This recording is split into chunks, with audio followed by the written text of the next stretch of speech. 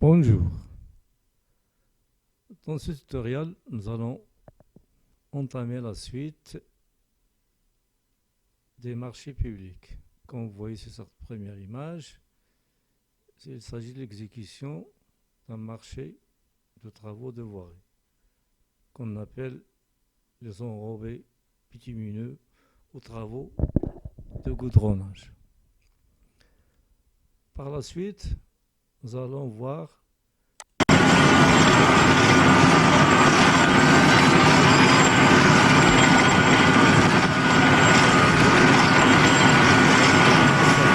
engin appelé finition.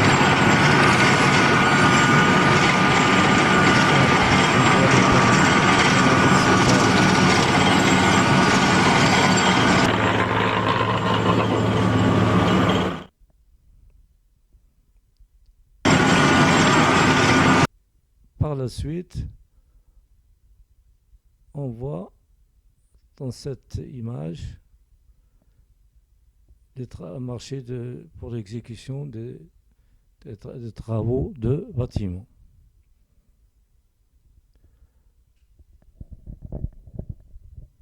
Un petit rappel sur ce qu'on a vu la dernière fois.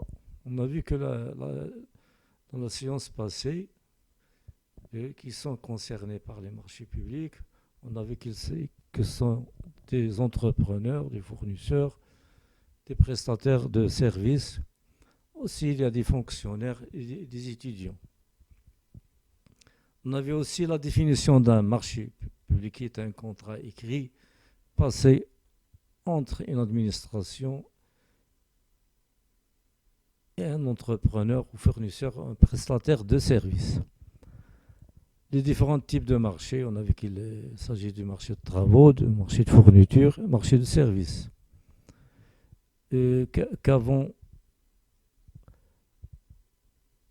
Avant de passer à un marché public, il faut la détermination des besoins. Les besoins dans l'administration que compte réaliser au cours de l'année budgétaire. Et plus, il faut prévoir les fonds nécessaires pour l'exécution de ces marchés.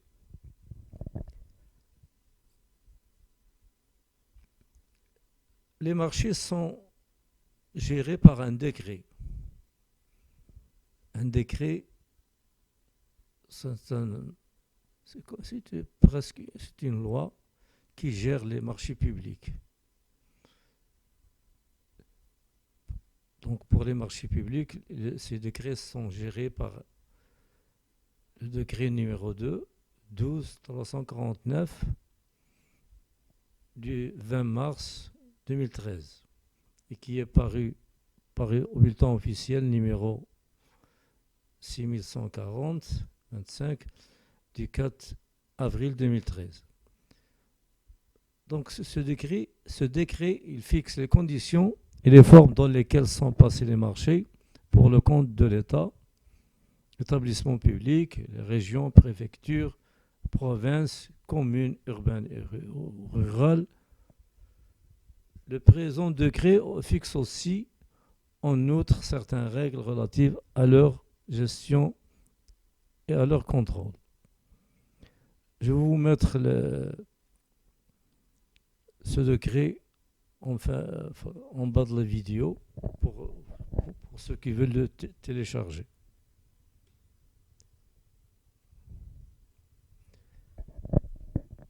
Les principes généraux des marchés publics.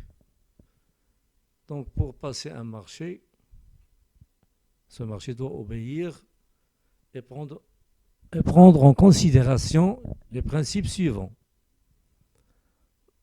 La liberté d'accès aux appels d'offres, c'est-à-dire tout entrepreneur, fournisseur, prestataire de services peut accéder à l'appel d'offres, peut retirer son dossier et peut participer. Deuxièmement, l'égalité de traitement des concurrents. Le troisième principe,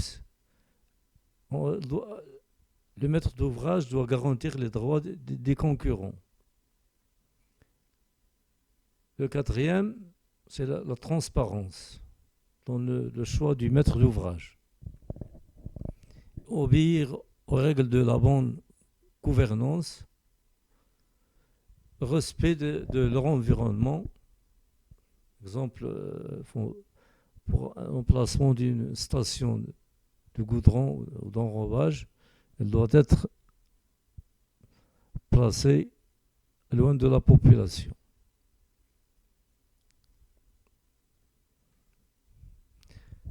Donc ces principes qu'on vient de citer permettent d'assurer l'efficacité de la commande publique et une bonne gestion des deniers publics.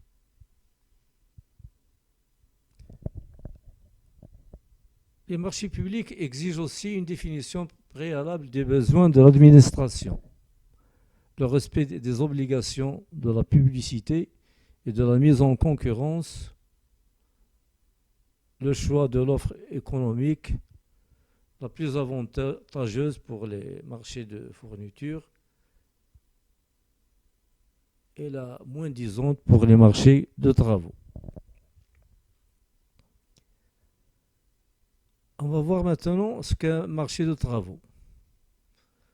Les marchés de travaux, ils ont pour objet l'exécution des travaux. Par exemple, des travaux de construction, de reconstruction, construire une deuxième fois, voilà. La démolition d'une construction, aussi la réparation d'un immeuble ou d'une maison, la rénovation ou l'aménagement ou entretien d'un bâtiment ou ouvrage. Donc ça concerne les marchés de travaux. Pour les marchés de travaux, ce sont des contrats qui ont pour objet de produits ou de matériel.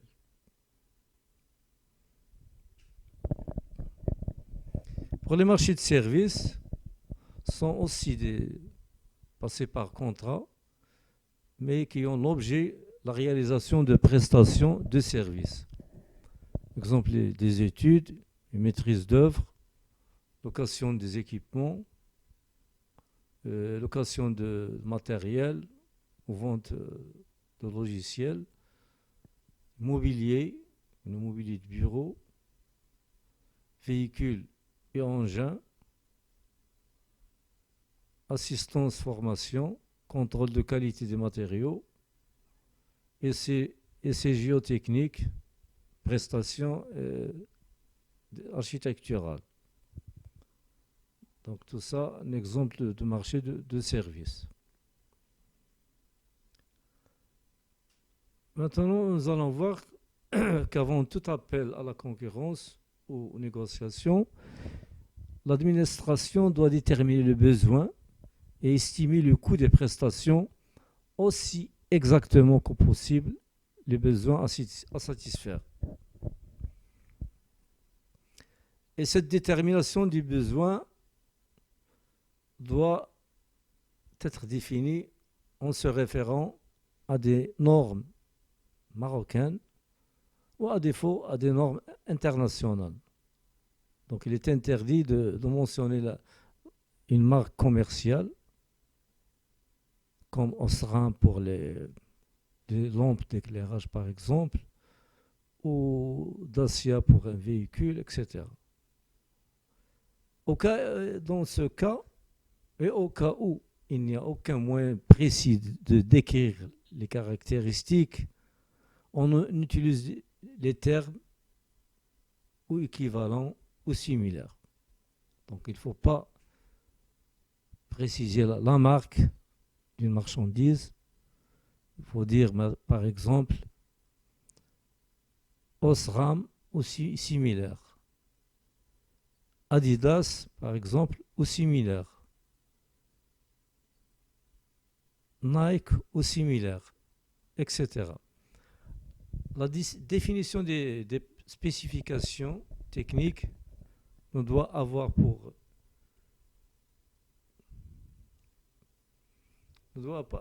effet de créer des obstacles au libre jeu de la concurrence.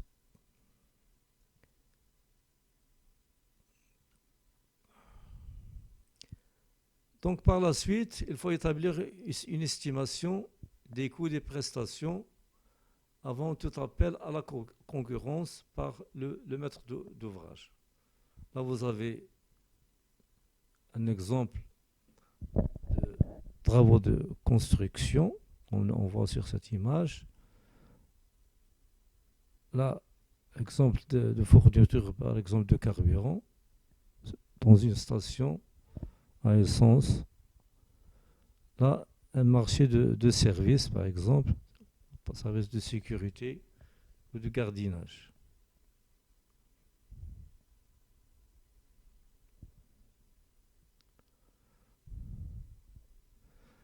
On va passer maintenant aux différents types de marchés.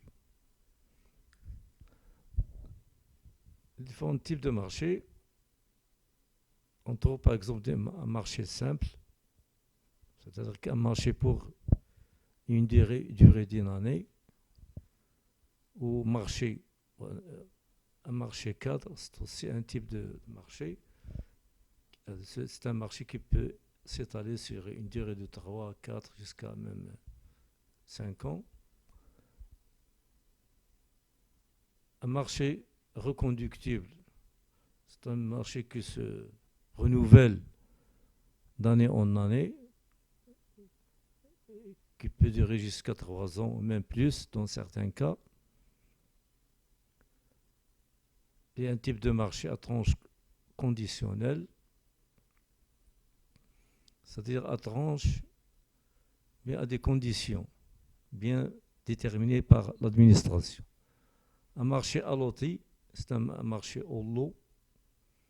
À titre d'exemple, par exemple, on a des travaux d'aménagement de jardin, on a par exemple 100 000 dirhams d'enveloppe budgétaire. On peut la partager en lots, en 4 lots, 5, 2 ou plus. Un marché de conception, réalisation, c'est un marché purement technique qu'on va détailler par la suite. Maintenant, nous allons voir les prix des marchés. Il y a des marchés à prix global. On a aussi des marchés qu'on appelle marchés à prix unitaire. Chaque prestation a un prix. Un marché à prix mixte, c'est-à-dire qu'on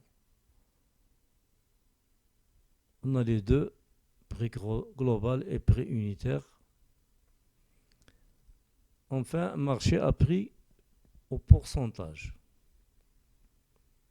c'est-à-dire qui est défini en pourcentage. Par exemple, pour les études, il y a un pourcentage que perçoivent les bureaux d'études suite à leur prestation du suivi des marchés de travaux. Caractère des prix. Le prix des marchés comprend donc les bénéfices, le transport, différents impôts et taxes et d'autres frais généraux. Tout ça ce sont que des définitions. Un marché à prix ferme, c'est-à-dire qui n'est pas révisable pendant le délai d'exécution. Par contre, un marché est dit révisable, c'est-à-dire qu'il peut être modifié. Les prix peuvent être modifiés en raison des variations économiques au cours de l'exécution du marché. Ça, une formule de révision qu'on trouve dans la plupart des cahiers de charges. Pour les marchés d'études, et quand le délai d'exécution est supérieur ou égal à 4 mois, le maître d'ouvrage doit mentionner au cahier des prescriptions spéciales que les prix sont révisables. Maintenant, nous allons passer aux formes des marchés et modes de leur passation. Les marchés sont des contrats écrits dont les cahiers des charges précisent les conditions de leur passation et de leur exécution. On entend dire par les cahiers des charges le CCAG, c'est-à-dire le cahier des clauses administratives générales. Ce cahier fixe les dispositions applicables à tous les marchés de travaux. Un autre cahier de charges qu'on appelle le CPC, le cahier des prescriptions communes. Ce cahier fixe les dispositions techniques par département ministériel. Enfin, le CPS qui nous intéresse toujours dans chaque marché, le cahier des prescriptions spéciales fixe les clauses propres à chaque marché. Le CPS doit être signé par le maître d'ouvrage avant le lancement de la procédure d'un marché quelconque. Les CPS doivent mentionner au moins les mentions suivantes.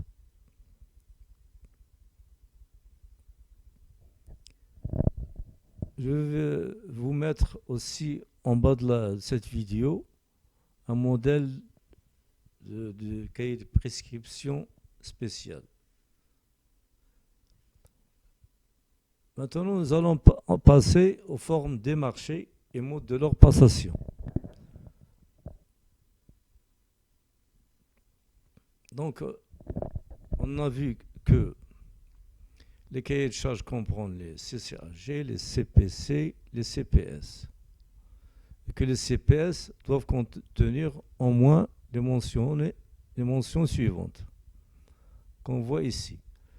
Ces mentions, elles doivent mentionner le mode de passation du marché.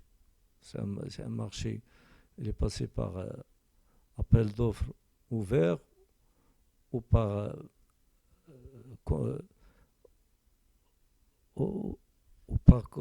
contrat, ou ça dépend du mode de passation. Il doit mentionner aussi la référence au décret du 20 mars 2013 qu'on vient susciter,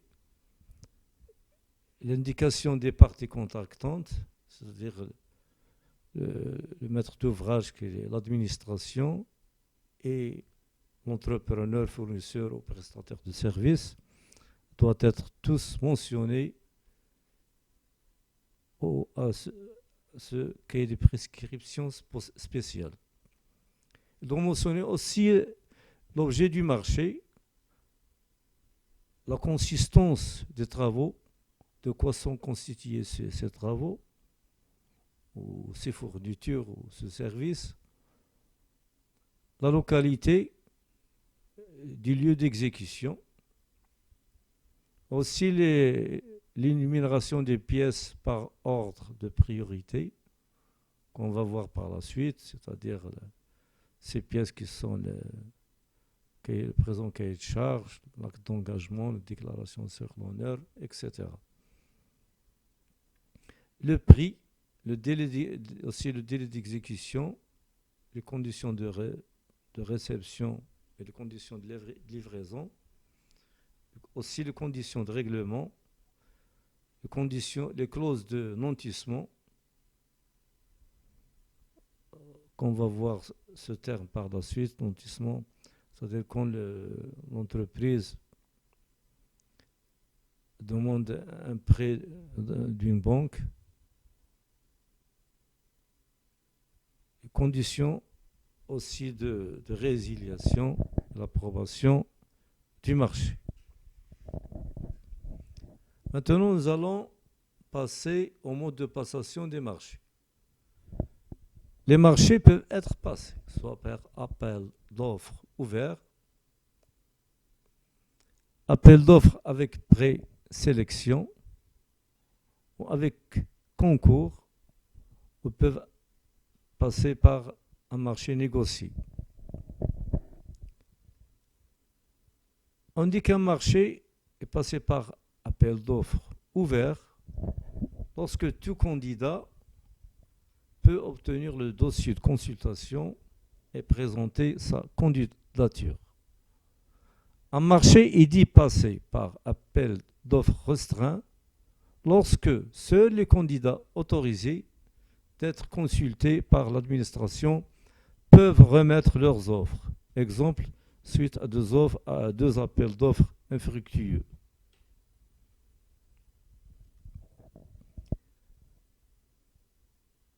Un marché peut être passé avec présélection lorsque seuls sont autorisés les concurrents qui présentent des capacités techniques suffisantes qui sont exigées par le maître d'ouvrage.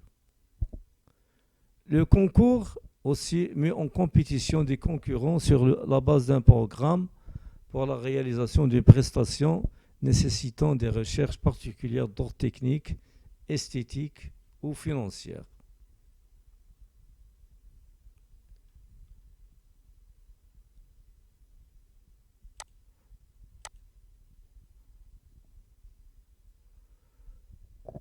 Voilà, avant d'entamer la procédure des marchés publics, l'administration doit avant tout publier ce qu'on appelle le programme prévisionnel. Au début de chaque année budgétaire, c'est-à-dire au cours des 3 premiers mois de chaque année, l'administration, c'est-à-dire le maître d'ouvrage, doit publier dans un journal, au moins dans un journal,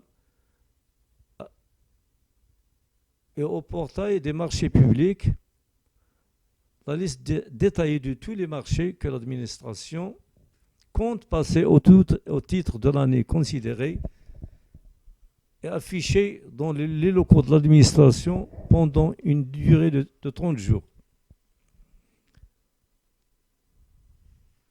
Ils peuvent être publiés en cas de besoin aussi des programmes prévisionnels modificatifs ou complémentaires. Après l'achèvement de ces 3 premiers mois de l'année. Là aussi, vous avez des exemples d'appels d'offres. Par exemple, pour l'achat de plantes,